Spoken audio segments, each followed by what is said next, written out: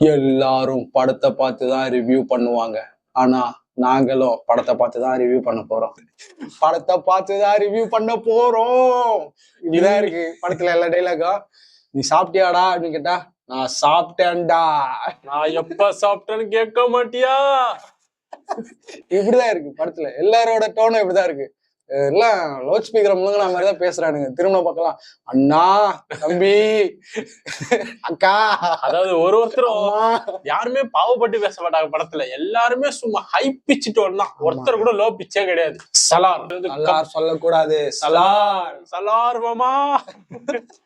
அப்ப KGF director வந்து உண்மையா கேஜிஎஃப் 1 வந்து எவ்வளவு ரீச் ஆகல தமிழ் இது இண்டஸ்ட்ரியில. ஆனா கேஜிஎஃப் 2 வந்து பிச்சு ரீச் ஆச்சு. அதுவும் கேஜிஎஃப் 2 வந்து நம்ம விஜய் படத்தை அடிச்சு துவம்சம் பண்ணிச்சு. அந்த டைம்ல விஜய் படமும் அவர் படம் கிளாஷ் அடிச்சு நொறுக்கி ஓரம் தள்ளி